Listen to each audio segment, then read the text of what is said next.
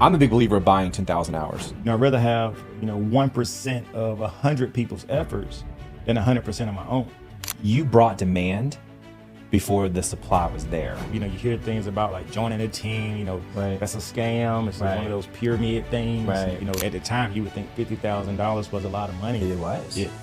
Right. That was my dream. Let's connect the demand to the supply, which is exactly what you did, and the rest was history. With a little help and a little wealth and a lot of love, that's a life that we live. Suits and scrubs. Hello, everybody! Welcome to another episode of Suits and Scrubs. A little health, a little wealth, a lot of love. All right, guys, I have a really special one for you today. I really want to thank my man Kent here. We graduated together. He agreed to be on this podcast. I'm super, super excited because I always look in my network to find people who, here on this podcast, we believe in practicing versus someone being academic or knowing, hey, like I know this topic, like I think I know about Bitcoin. No, we want someone who actually is doing it. So we have someone here that is very highly versed in the financial literacy space, excuse me. And he's going to help us and walk through his journey about where he came from, where he started, where he's going, and where he is now. So I think this is going to be a really good one for you guys today. So just take a minute to introduce yourself and, talk about not just your accolades, just talk about, who you are as a person, what you represent. And then, let's talk about the financial literacy and all that. So that's a big passion of both of ours. Got you. Listen, man, first of all, thank you so much for inviting me, on your podcast. I definitely consider it an honor and a privilege, to be here sitting alongside someone like yourself, being able to even breathe the same. Oh, come on, man. As you, I'm in your light. You're beating me by far. No, man, I'm being honest, just being here with you. And I see you got the blue on. So, we look alike in a lot of ways. Yeah, we just got the memo. Yeah, it was like this in college a little bit. Like yeah. Either one of me or you. One of the two. Two or both. There you go. Tag team. Oh, man. Woo. But so thank you. Absolutely. And those who are watching, my name is Kent Williams. I am a realtor first and foremost, and a financial literacy and credit coach. My goals and passion is to help people obtain home ownership. And I got into the financial literacy space to help those credit challenge clients go from unqualified to qualified so that they can get pre-approved to purchase a home. And of course, that's how I can continue to make money, because real estate is very transactional. It is. You have a closing, you get paid. If there's no real estate activity, then there's no income. Right. So what made you get into real estate? Like what was that was my path. Like what kind of jobs did you have leading up to that? Yeah, so I'm the guy that been working since I was 12 years old. Most people probably heard. I'm 15, so I'm gonna cheers to you on that one. Okay, 15. You beat me again. Really? Yeah, I was 15. 15. I'll take a drink to that. So need a chaser, by the way. Yeah. So I started work at a very young age at a restaurant. There's only one in the world you may have even heard of. It's called the Beacon Drive-In. It's still operational today? It is. No way. Yeah, guy, he's deceased now. John White, Sr., actually hired me at 12, sweeping the parking lot, cleaning up, emptying the trash, refilling the ketchup containers, things of that nature, wiping trays. Right. As I progressed, at around 14, 15, I started doing labor. My dad was a brick mason. Oh, wow. Yeah, so I would do labor for the brick masons, carrying the mud, putting the mud on their boards, carrying the bricks and the blocks, etc. But fast forward into, the adult life after college, I was working at Citibank, had graduated, but I was making more money at the bank than I would have pursuing something in my field. Yeah. And just from there, went to Wells Fargo for like a year and Bank of America, etc. But what got me into real estate was in the mortgage industry had crashed back in 08, 09. Remember that. And then once I got completely out of work, man, I was doing like wrongful foreclosure reviews for Bank of America. But the bank was Bank of America that we was reviewing that did the wrongful foreclosures. And it was kind of like a movie, man. I don't know if you saw where they call everybody in and say, hey, this job is now ended. Don't touch your computers, etc. Yep. So that's when I got into telecom. So I was selling like internet, fiber solutions. Wow. Let's go even further. I was So working. sales. Yeah, sales. So I got discriminated against twice. I had to sue 2 companies, obviously for legal reasons. I can't say the names. Right. But once I got with a previous company, Windstream, they laid off. I was the only rep up in Raleigh, North Carolina. I was like, there's no way they're going to lay me off, right? Got laid off. But with the severance package, it's like 21 grand. So I said, you know what? I'm tired of working for people. I'm tired of being discriminated against. Like, I'm just tired. I need to work for myself, become an entrepreneur. Right. So I took about $600, went to real estate school, got licensed in North Carolina. That's a hard license to get. It is. I got mine, and people underestimate that. So I was sharing a story like, listen, I'm getting licensed in North Carolina, and someone from South Carolina, and this is I'm not hating on anyone, but they said if you got 3 legs and 1 eye, you can get a real estate license in South Carolina. But in North Carolina, they are not playing. They said it's I think the 3rd hardest in the nation. Yeah, it was tough. It was tough. Yeah, North Carolina was really tough. I failed the class test, but you got to pass the class test before you take the damn test. Yep. I failed that MFR, and I don't fail. I had a Series 7. I had a 6 Sigma. I failed the damn real estate. I failed the real estate test. It is hard. The class, and then I passed it the second time. You get 2 chances, and you know this, and then you take Got it all over again. Exactly. But I passed the second time. Right. I made like a 65. They need like a 67 or 7, and then I made like a 90, and then I moved on to. And then I passed the national, which the national is harder because 120 questions, I believe, and then the state, and I failed the state. So then you take it again, but Yeah, it was tough. When I came to South Carolina, all I had to do was apply to take the exam in 20 minutes, in and out. Piece of cake. I'm like, wow. So North Carolina was much tougher. Way tougher. Tougher. That's when I got into real estate, 2018, and the rest is history. I said you had a really good time. Yeah, and I think. So you've been a real estate agent, how many years? 18. I'm in finance, I can't do math. 6 years? 6 years. Wow. And do you feel like it's more of an entrepreneurial thing? Yeah, I mean, you're an independent contractor. You affiliate with the firm. Exactly. But you have to work. You're independent. Yeah, good for you though. Like, so you took control in your own hands, and I always believe this. I think you and I are very much aligned. When we'll talk about financial literacy in a second, but I'm very passionate about real estate and helping people, and also working for yourself. Like I own 4 businesses, right? And so this is one of them. It's not making money yet. It will. Yeah, maybe, but the mission is to help people. Honestly, to bring people like yourself who've been through, And when did you take that turn where you're working? Brick mason, was it? And 9 times out of 10 from the trends and things that I've researched, and this is not a stereotype, it's not a stigma, this is like just facts. Usually if your family is geared to a certain profession, usually the family kind of grounds around the profession and they stay in that profession as a generational family. So when did you realize that wasn't something that you wanted to do? You wanted to actually move, differently? Yeah, so, where I grew up, being from, Spartanburg, living in a rough neighborhood, grandmother ran a liquor house. So I grew up in that, so I get to see the winos and the drunks every day. Right. My dad, who used to drink his beer, and he wouldn't work consistently, but he would work enough to pay his bills and to support his his drinking habit. But of course, when it rains, you can't work. Right. When it's really hot, you don't want to work. Right. It's really cold, you can't work. Right. And he would complain all the time because I was just doing the labor. He was the one actually laying the bricks. Wow. But picking up blocks, 12-inch blocks, 8-inch blocks every day. You're saying this ain't it? Yeah, it just becomes a wear and tear on your body. Right. Then no one from, my immediate family, like my dad, mom, sister, went to college, got a degree, had a nice job making, at the time you would think $50,000 was a lot of money. It was.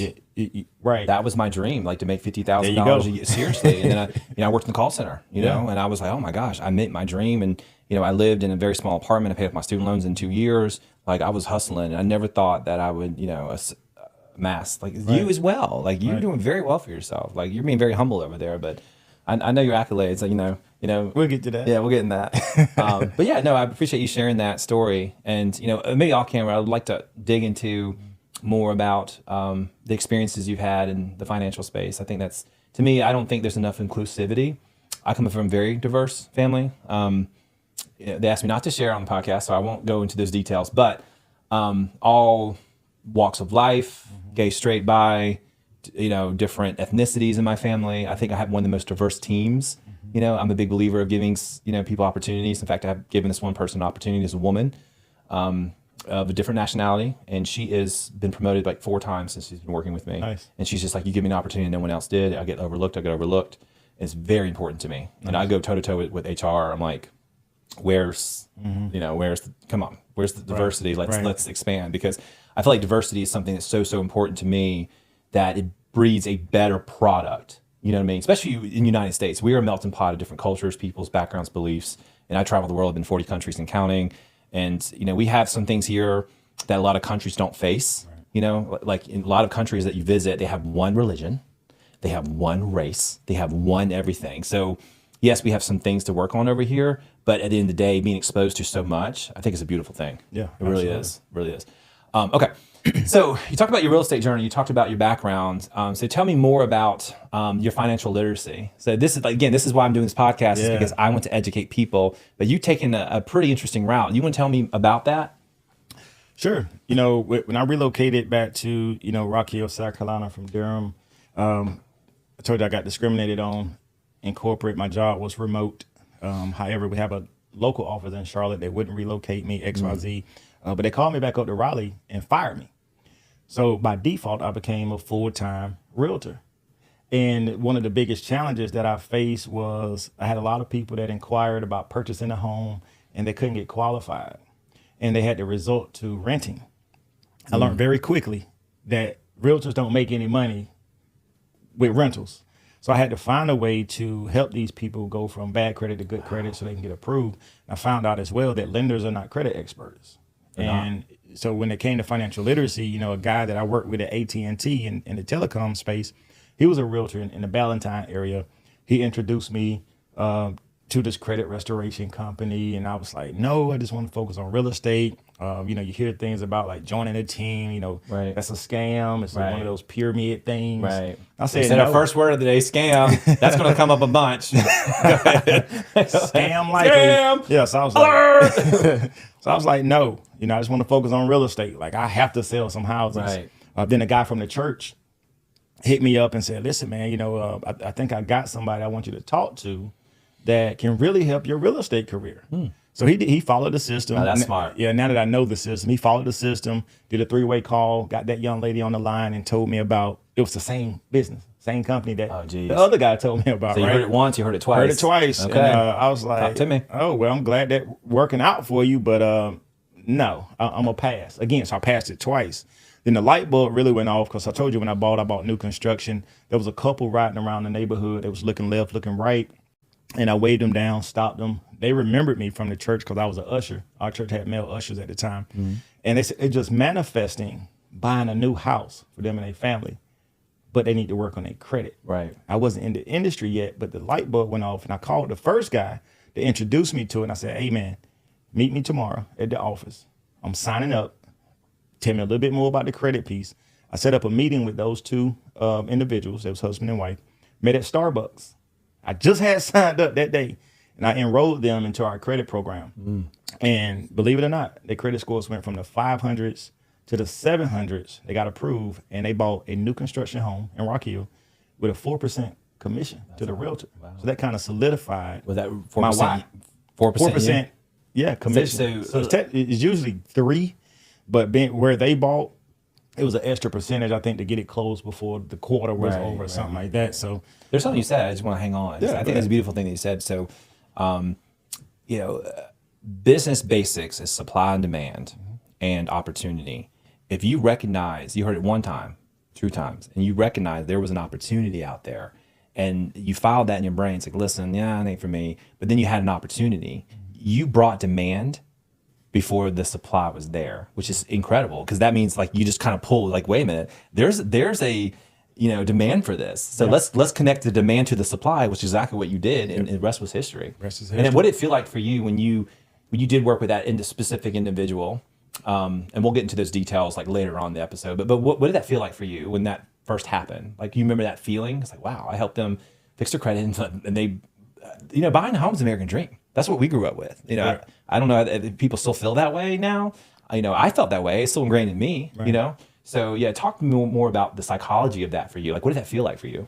Well, at first it was, I was in unknown territory because I didn't have any personal testimonies. It's just more so what you hear, like this person, credit went up, they bought a car, they bought a house. Right. But for me personally, in real estate, your name is really all you have. Right. So putting my name on the line and say, hey, I got this credit program that's going to work for you. And it did. And the fact that they kept me in the loop and I could see the results Smart. of the deleted items that was coming, how their score actually increased. And, when it was time to get them pre-approved, just the joy that they had that they finally got approved with some guidance. Right. It was just a phenomenal experience. That's crazy to me because there's so many things you just said right there. So you hit the supply and demand, but the thing is, when you met somebody who are willing home buyers, they had a problem that was very difficult to solve, but you solved that problem. Right. That's you.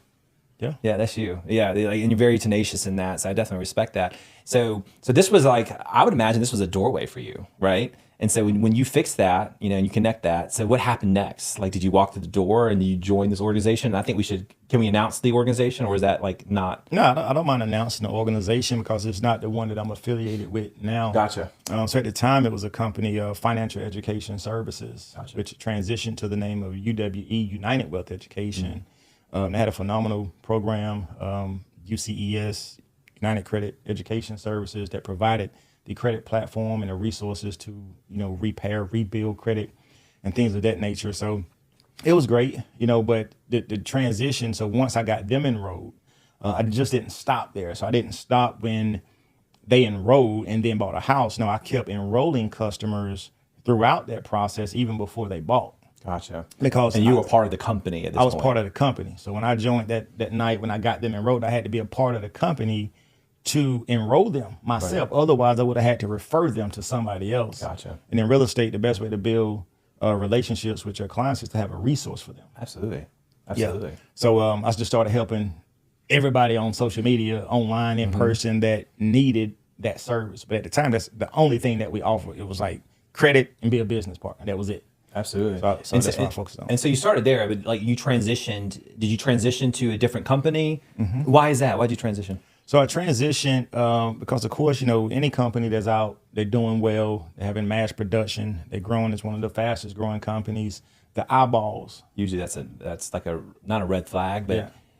It's a great thing when you grow, and when you grow too fast and you're ready for it. I don't know. I didn't research this company. We do interviews, and I always send the guide before because I don't want to throw my guests off. I want them to have a good experience ultimately. Yeah. But I did not do research on this company, so I'm just going by what you say. Fact checked us if this is anything incorrect or wrong. Put it in the comments. Me and Kent will respond, right? Right. I'll text them. Hey, like this, they said this. Do you agree? Whatever. But tell me what happened. Yeah. So complaints come, just like with any company. You can use your favorite fast food restaurant. I like the name Chick-fil-A. Right. If you look up reviews, you're gonna find somebody's chicken wasn't as hot as they liked, or fries wasn't as hot as they liked. And the thing when it comes to credit restoration, it's not an overnight process. It's not. So sometimes when people start paying for a service, they want immediate results. Right. Credit been bad 7 years, and you start paying and you want your credit done in 2 months. Right. It typically doesn't work that fast. It can, but typically not. Instant gratification culture. Right. At its finest. Exactly. So some of the complaints started coming of like the credit service is not working, people just took their money, or people was making up stuff, like the company was doing like cold calls to solicit credit repair, and that wasn't true. So the government came in and did an audit. In the audit, they shut us down for probably 45 days, I believe. So what did they say in the audit? Yeah, so it's long, so I can't remember the full. You don't remember? No. I mean, the basis of it, obviously they opened back up. They're doing well. Some minor adjustments with the way that they was promoting the business and the income opportunity. Listen, I'll say this, and I still work for a company, so I have to be careful what I say. But sales practices is something that was highly scrutinized, even with my company. So I'm not faulting that company. And again, I didn't do research prior to, so I can't fact check you because I don't know, or even like have a dialogue around it because I don't want to shoot in the dark. But what I will say in your defense or defense of the company is like, when you work in financial services, there's 2 industries in the world that is highly regulated. It's healthcare, and yes, use my middle finger, financial services. Sorry, I do that on purpose because it is highly regulated. I built a whole career on that. Yeah. But yes, so I definitely get it. So you guys were audited, you shut back down, and then you guys opened back up, and then what happened next? Sorry to interrupt. Yeah. Took it on a side quest. No, you're fine. So during that transition, like we knew we had good business, good service, we had a nonprofit, just doing great things, and some of the complaints that was out there just wasn't true, right? But we transitioned to Nove supposedly So this is the interim- same company that transitioned to. No, it wasn't a company transition, more of an individual. Gotcha. So you transitioned. I transitioned. My team transitioned. Some other people transitioned. They went to different companies. Gotcha. But for me and my team, we transitioned to Nove. At first, it's supposed to be a temporary move because we still had clients that needed our help. I got you. So we needed to you find had a a way to demand help problem that you needed to supply. Correct. To fix. So it was supposed to be a temporary move until UWE opened back up, and then we was going to transition back. Right. As if like nothing happened. We back open and running. But what we found was that the services, the products, the expansion of services with business credit and funding and things of that nature, I met with my team and we wanted to stay. The majority wanted to stay with Nove, so that's what we did. And that was in June of 2022. Because you like the expanded products and services. That's actually like, since we introduced this topic, I just want to ground people listening and watching on YouTube or whatever. Let's really dig into these product and services. Let's do it. So let's we don't have to go to the nth degree because we try to keep it to an hour and a half show. Because we could probably talk about this in another 2 hours. So you and I are both passionate about stuff like this. But let's just walk through the product and services and just start there, and then we can get into like kind of deeper and deeper and deeper, and then at the end we can ask some follow up questions. So run me through the product and services. Not the cost yet. We'll get into that. Gotcha. Yeah. So Nove, first of all, stands for New Beginnings. And, we here to inspire, educate, and give people the opportunity of that desire and seek more out of life. So the products and What does that services- mean, though, tangibly? So tangibly, we educate people on financial literacy. Gotcha. The power of credit, business credit, funding. What do you say to people that, I can learn this on my own? Go for it. Do it. Right? You can go to school. They got classes out there. You can pay for mentorship. You can pay for anything you want in life, or you can go to the library and read as many books. But what I have learned is I can get with you, someone like Zach, who had the experience 10 or 15 years, that can give me all the knowledge in a month versus me spending 3 to 5 years doing research myself. They say, pay for someone's 10,000 hours. And that's so true in every facet of life and being, if you can. Sometimes you can't, right? And so you are not, so your position, like I like when we have people on the show, I'm very like, what position do you take on this? So your position is, if people feel like they can be empowered to do self-study on financial literacy, then you say, yeah, do it. Do it. Do it. So, let's go back. We went to high school roughly at the same time. Can you remember any time in high school they taught you financial literacy? No. We both graduated from Winthrop University. How many times in your 4 or 5 years at Winthrop that you were taught financial literacy? And the crazy thing is, I'm going to answer that, and not as long, but I promise I'll get to the point. I had a business law class. I was a finance, entrepreneurship, computer science minor, and the music minor. Most people don't know I was a music major before I transitioned to business. That's another story for another day. I mean, how much time you got? But one of the classes I took was business law, and it was an optional class. It was 8 o'clock in the morning. Man, I'm not a morning person. I'm not a morning person. And he says, I'm going to teach you guys how to buy a house and the best things to do from a real estate perspective and from a legal perspective. My ass woke up and I was ready to go. I learned more from that. I remember that class. It was, I don't know if he's still, she was the department head, Brakefield, I think his name was. So shout out to you. And he spent the whole hour, I was eating everything up. I took more notes in that class than anything else. Why don't we'll do another episode on that. I don't want to get off track. But yes, we do not teach financial literacy. In fact, in the few episodes I talked about this on the show, is I'm a business major, I did this. And even as someone at my level, and I've done a lot of financial reviews on people who are 6-figure income earners, they're financially illiterate.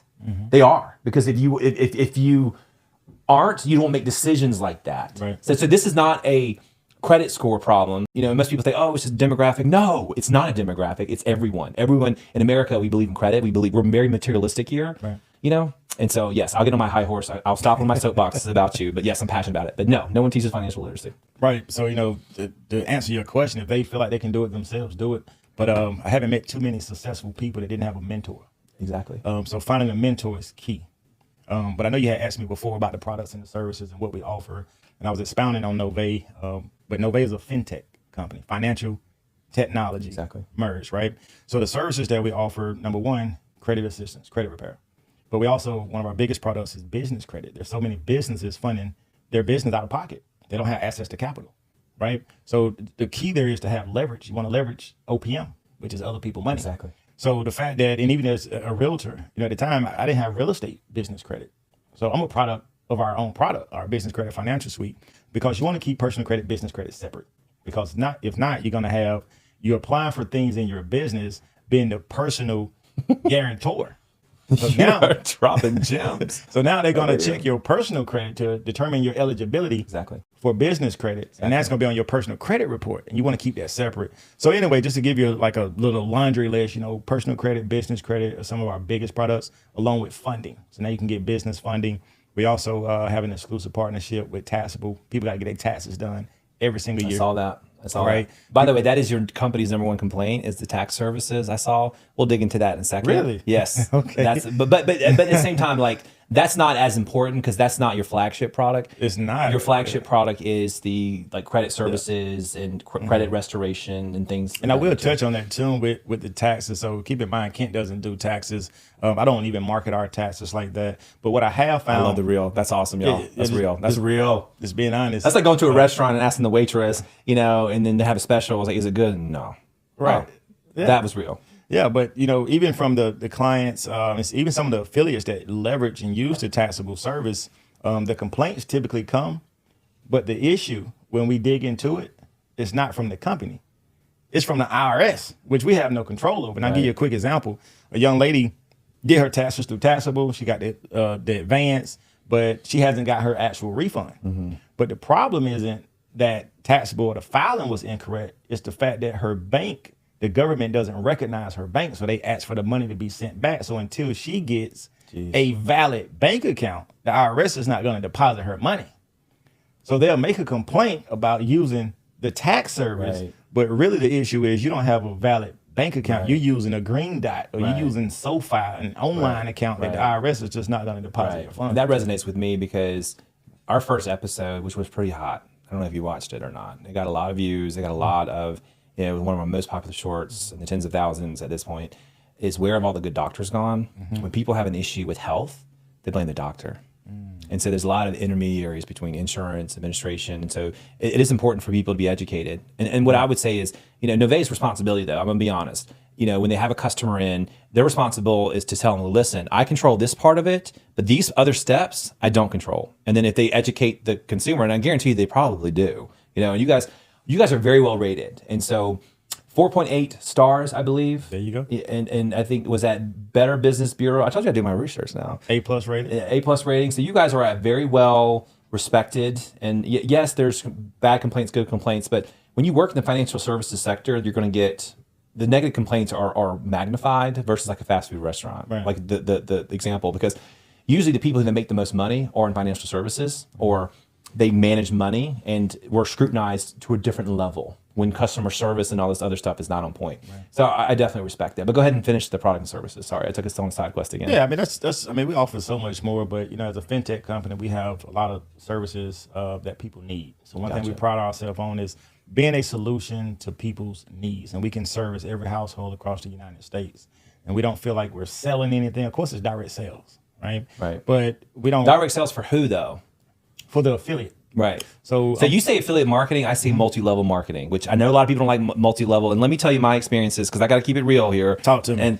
And so my experiences with the multi-level marketing, and I did this on the whole episode, get rich quick schemes. Okay. And I'm not saying this is a scheme. I'm not saying this is a scam, because Kent is not a scheme and not a scam. And I've seen this man's checks. It's, he posts on Facebook, which we'll talk about in just a minute. But I love you for it. I love you for it because, you are a lion, So my experience was actually went through it, and I had someone sit me down at McDonald's or whatever, and they sat me down and say, "I would buy you a Happy Meal." I'm like, "What?" I'm like in college. I'm like, "All right, man. Like, I don't got money. Like, I'm trying to sure." And he was trying to sell me on some Amway. Yeah. And which is the number one, right? The top 5 companies for multi-level marketing. Amway's number 1. And I think there's a few health companies. And, I did a whole research on this. And then that was my first experience. And he was really trying to push me. He wasn't pushing the products and services. He was pushing me in the salesmanship of it. So that's why I want to dig into this a little bit. Sure, let's do it. Number 1. Number 2 is, my other experience was, I made the whole, I come from family entrepreneurs, I'm like really proud of that. My mom started several businesses, watching her, you fail more than you succeed and just being tenacious. Right. And so I made a comment about that. And then I got recruited into this, and they sit very special people on the front row because they really want them, and they make you a part of that presentation. And so there's 5 of us, and he called on me the entire time. It was like it was very, with the balloons and the silly string, and I'm just like, what in the hell do I was with my friend. I was like, I like my friend here, and so, but the thing is, I put a filter on it because a lot of people's experiences are their own. So when I hear multi-level marketing, that's the first thing. I never heard of it. I was 19, 20 years old. And I'm getting doctored into something, right? And obviously this person wants something from me, but they're incentivized. And those 2 experiences are like, bam. So that's my personal experience. So I do want you to comment on that a little bit. When you hear multi-level marketing versus affiliate marketing, like what's the difference between the 2 for you? Yeah, so they're similar, of course, but of course with affiliate marketing, you can affiliate with Nove and not build a team. You don't have to have any multi-level marketing aspect to it. That is right? interesting. And in fact, if you go to our website, you'll see that we have an option to just join as a direct agent. Meaning if you help someone with credit restoration or get someone a loan, you earn your commission. There's no team building. So you can literally make thousands and tens of thousands of dollars a year just by being an affiliate of the company and offering these need-based services across the United States. Right. Now, we do have the direct selling with the team building aspect to where now that's what you're a part of. Right. I always would encourage anybody to think about it. And I'll give you, some quotes. There was some wise guy that stated, I'd rather have, 1% of 100 people's efforts than 100% of my own. If you're trying to build a house, do you want to build it by yourself? Do you want to have a group of 50 people? Right. So in that aspect of it, you do have the opportunity to build a team if you do so choose. And in this business, you're going to attract people to you. There's going to be people that want to make additional income. Right. There are going to be some people that's passionate about financial literacy. Right. They want to help others. They want to help others with business credit. So as you bring people into the organization and you're helping a lot of people, then you have group volume. Right. So you can earn higher residual income with having a team versus just doing it by yourself. Gotcha. But you have an option. Right. There's not we're not pushy at all. Gotcha. No, I appreciate you explaining that. So the difference between affiliate marketing and multi-level marketing, I'm gonna play that back to you to make sure I'm understanding. So multi-level marketing is very much focused on recruiting, very much focused on getting people in, right? Correct. What you're saying is you do have a side of where you can team build, which is a fancy way of saying multi-level marketing, bear with me. And then affiliate marketing, in which you think, or what you're saying, not think, what you say is there's an opportunity for that if people so choose. So you could take advantage of the services that Nove offers, which is credit restoration, business credit, and all that, which I think is pretty novel actually, versus actually going through the built-in, like for example, like how you got started, for real estate agent. Exactly. I never got started to make money. I never got started to be a multiple 6-figure earner. I cared less about a title. Right.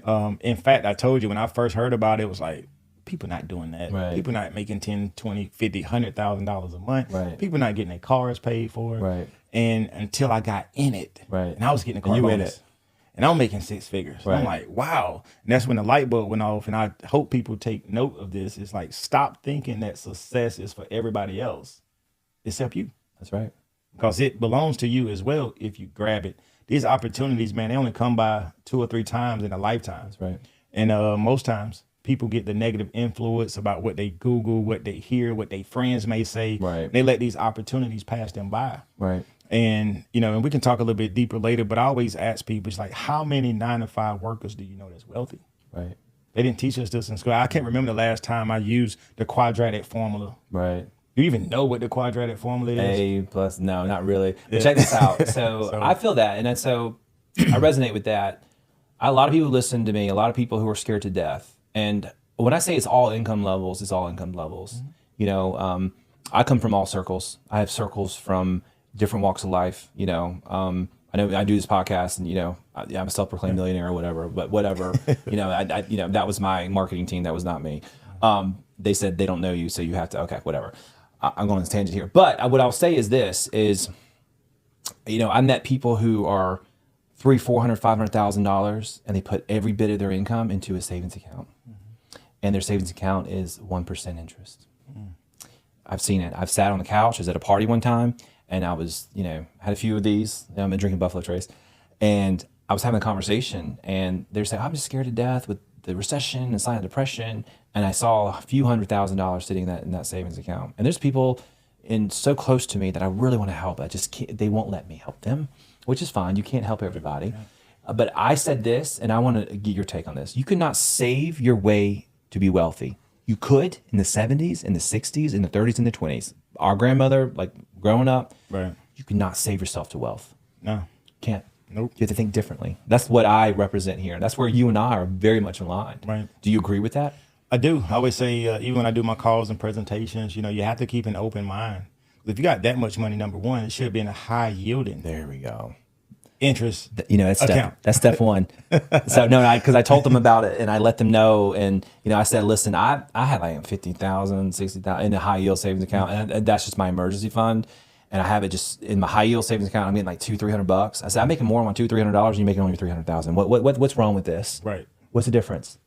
Financial literacy. There you go. It's a big thing, but it's not just one demographic. It's all demographics. But I digress.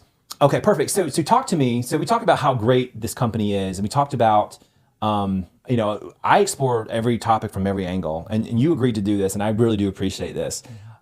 So what would you say to folks? Before we get into that, so how much do these services cost? So it depends. With credit restoration, there's a couple of different options, right? We have the Nove disputes, which is an artificial intelligence. I know that's very big right now. Yeah. We provide the software. Nove, let me be clear, Nove does not fix credit. All right, that's number one. We provide the artificial intelligence software. It'll generate all three of your major credit bureau reports. It'll show you exactly what's negatively impacting your credit. It'll give a suggested reason for the dispute, or you can change it to your own. It'll generate that letter for you. The client will print it, sign it, provide documentation that that's who they are, and they mail it themselves. So a lot of people. So let's talk about the candidates that are part of your, I guess we call them personas, like your ideal avatar, right? So your ideal avatar for Nove is folks that want to fix their credit. That's your flagship product, right? So let's just focus on that. Yes, no.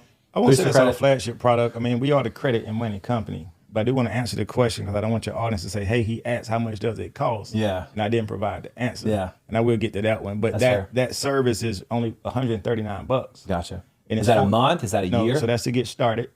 It's $49 monthly as long as they're using the software. So it's very affordable. It's not a get rich from the affiliate that's providing that. This Right. is more so for them.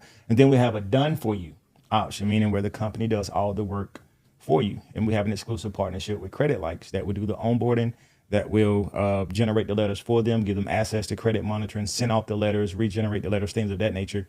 That one's $239 and it's $89 month to month. There's no contract, but here's the thing. It's risk-free. It's a 180-day money-back guarantee. So the client has nothing to lose but their bad credit. Gotcha. Yeah. Gotcha. And so, like, what tactics do you guys use behind? So you say you don't fix the credit for the person.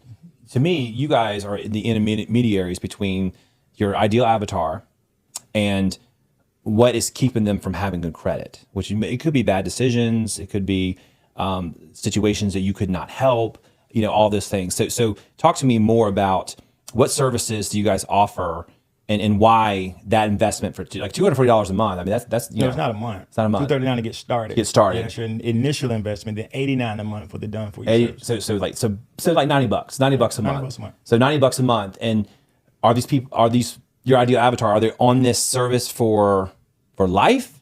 No. Or until their credit is fixed? Yeah. So again, it's month to month. So it's whenever you're satisfied. Now, the way it works is everything we do is legal. It's a legal. You can look up Oh, the for sure. FCRA, the Fair Credit Reporting Act, that was put in place by Congress back in the 1970s.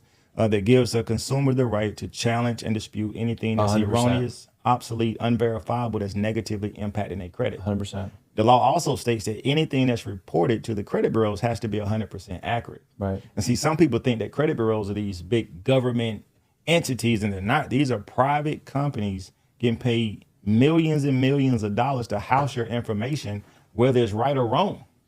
So what we do is give them the ability to challenge these negative items, challenge the accuracy of these items that's hurting their credit. And if they are truly theirs and they come back accurate and they can provide all documentation, then we have other solutions for them to like a pay for delete to get them removed. But about 85% of items that's reported to the credit bureaus have inaccuracies. So you guys are like, so what I'm hearing you say, your service is, it's a team to really help people go through their credit. But what if this scenario, entertaining this, what if their credit is, I've seen some of the reviews, like, I wanted to be part of this company, I wanted to fix my credit, and a lot of the success stories we see are like disputes on the credit, right? Which they'll come from a 500, which you said earlier, to 700, which I've seen that, right? Because a lot of that has credit disputes. And I will do one tangent here. Guys, I was a victim of this. I forgot to pay my Verizon bill, and Verizon doesn't play. They don't. They submitted my stuff to the credit bureau. I made one flipping late payment. I was actually been about to buy a house. I think it was right before I got married. And I had 800 credit score. You know what I mean? Right? And it's 620 when I was done. It was $120. So no, but listen, I've been through this myself, I fixed it on my own because, like, to Kent's point, I have a lot of financial literacy, right? And so, I didn't necessarily need the services, but I think people who have significant hardships in those areas, they take advantage of those services to go through that process. Right. So what if their credit report comes back and it jumps up for like 30 days because we're in the process of disputing? Because when, in my understanding, you fact check me, if you're in the process of disputing your credit report, they take them off immediately, and your credit score will boost up. And then if they're legitimate, they'll put them right back on. Yeah, so that's actually false. So it depends on how the dispute went through. So what you're talking about is what most people do. Well, in that particular scenario, is fraud. They dispute those items as fraud. So when you dispute them as fraud, the bureaus will temporarily remove them until the investigation is complete. Once the investigation is complete and it verifies that that account is accurate, then that's when it goes back on their credit. Right. A credit sweep is what they call it. That's illegal. So our process isn't that. We don't do credit sweeps. And as a realtor, of course, I won't associate myself with anything that's illegal 100%. because that's going to jeopardize my real estate business, 100%. my license, and my name. 100%. But what we do is, again, we leverage the law, the Fair Credit Reporting Act. So if items are deleted by leveraging the FCRA, then those items do not return. Absolutely. So, but those credits that are deleted, though, those are legitimate reasons why they should be deleted. Or, like what I did. I called Verizon, they wouldn't do it. I was like, I've been paying my payment on time. Looking at the camera here. But by the way, I named my cameras after my mom. Looking at that's Laurie. Okay. Looking at Laurie. Betty's the middle. And your camera is Karen, actually. Hey, Karen. And the good Karen, the good kind. But anyway, I went through it and I did a whole dispute myself, and I took it down, or I took it off the credit because I think it was ridiculous, because I did pay my payment. It was like 5 days later, something crazy, which was my responsibility, but right. I had to cancel my credit card. It was something crazy like that. So walk me through like real case or real life examples of where it is fraud, or what if someone comes to you and say, listen, my credit is bad and it's been bad. It's my fault. Can you dispute those claims? Absolutely. You can dispute anything that's on your credit profile. What if it comes back? Because even when you say come back, you're talking about the first scenario you gave if it was deleted because it was disputed as fraud. We don't dispute it as fraud unless it truly is fraud. 100%. Makes sense? So let's say, for your example, hey, this medical bill, yep, I went to the doctor. It was me. My insurance paid their deductible, but I still owe $3,000. Right. I didn't pay it. It's on there as a collection. Right. Right. So we know it's you. But they can challenge it for the accuracy. But was the $3,000 balance accurate, or was it $2,990? Is the balance with the original creditor, the hospital, or did the hospital sell that debt to a third party? Meaning, what's that debt? So did a third party purchase that debt? Because in that case, you don't owe the third party. You never had a debt with them. And they have to prove that the debt is yours. Well, as you know, in a medical facility, I believe someone very close is a doctor, right? Mm-hmm. So we have this thing called HIPAA. It's a violation for medical facilities to release patient information to a third party. Mm-hmm. So how can they truly validate that the debt belongs to that client if they can't verify that that client went to that doctor, that that client went to get these services or this particular treatment? The only thing they can verify is the name and the balance and maybe the address. That's why when they call you, they ask you, can you verify who you are? Can you verify your address? They want to verify all this information to catch you, right, so they can validate it on your profile. So medical collections is usually one of the easiest ones we can get removed because of the violation. So what's going to happen is, if they can verify it, then the attorneys can sue the hospital for releasing patient information because it's a HIPAA violation. Mm-hmm. And it's going to be deleted. And you had Nove's team behind you to support that. Is that what you're saying? So, yeah, so with the credit experts, we have those behind. So Nove, let's be clear, Nove doesn't fix credit. Right. Make sense? Right. We have the artificial intelligence, so where the client can dispute themselves. So the clients dispute it themselves. Right, with the DIY. So Nove doesn't do that, but the clients with do. we provide the software for the client to, it generates everything, shows them, it gives suggested reasons, but the client is printing the letter, signing it, sending it in themselves. Gotcha. With our done for you services, then our credit experts and that team will facilitate, sending off the letters and everything for the client. Gotcha. Yep. And so if it's not medical though, because medical is a whole rabbit hole, because they say the first thing that is forgiven is usually medical debt anyway, right? And we did a whole episode on rising healthcare costs, administration, insurance, politics. Like we can turn this to a doomsday. We get sucked down that. So I'm just gonna put that little pin there. But if it's not medical, if it's other things on their credit, which I understand that you guys can dispute that. What's that process look like? Is it the same thing or? Yeah, so we have several different steps. So it all depends on how the credit bureaus respond. So the first, we go through about 6 different rounds of letters and dispute processes. So, the first letter may like, hey, this account is not mine, for example. Please delete it. They come back and say, no, account verified is accurate. Now we're going to ask for them to provide documentation that this account is accurate. They have to investigate by law. So now they have to provide documentation. Then if they don't respond, we'll do a direct to furnisher dispute. So we go through different, and I want to tell everybody all the secret sauce, because otherwise they wouldn't need me. Right. But we have a system in place, a 6-step process. I appreciate you being transparent though. Yeah, if you're not transparent like this, then people don't trust what, and I'm the same way. Like I try to be as transparent as possible. Yeah. So you're definitely, this is the most transparent I feel like you've ever been. I've been following you for a long time, but no, this is good. And we can pull up from that. We don't have to. No, that's cool. Give away from I love educating the people, because all we do is we don't feel like we're selling. We don't pull people's arm. We want to educate you on how we can help. And if you feel that is a value to you, then hey, get started. Right. Because if you just keep delaying, you're just going to delay results. You're going to delay buying a house. You're going to, I always say this, Zach, and I'm going to just be honest. When people don't invest to get their credit fixed, they're going to pay for it on the back end. Because they may go get a car from the car lot. And I think we all experienced this. 24.99% interest rate, 28.99%. And I did a whole, I was a first time car buyer, and I was buying my Hummer. Yep. And I have not released that on the podcast. So you're my Hummer exclusive, and I'm going to get a lot of environmentalists messaging us, but that's okay. I don't drive it. And they couldn't prove me for the first one. I was at one of those car lots that we love, and they were offering me 19%. And then, I worked for a bank, and I had an employee discount, and it had to be a certain requirement, and I took advantage of that. And it was like a 3%. Interest rates weren't that low at that time. Right. So I appreciate you walking through the product and services. I think it's important, to know. And then, how do I feel about this? So I think that we're only talking about the product and services. I think that there's an opportunity for people. I'm a big believer of buying 10,000 hours. If you buy someone else's 10,000 hours who are absolutely literate in the space and you really want to build, you can do this yourself. I've done it myself, but I do think that there is an opportunity for folks like you've helped initially. So I think it's situational. So I think for the family that wanted to buy a house, like when you first walked into this, I think that's a really good opportunity for them, for sure. Now we talked about product and services.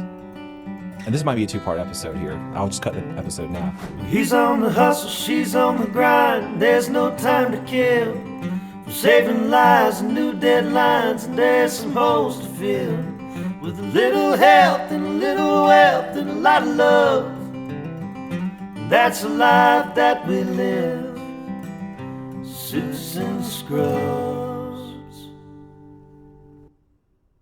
Next time on Suits and Scrubs.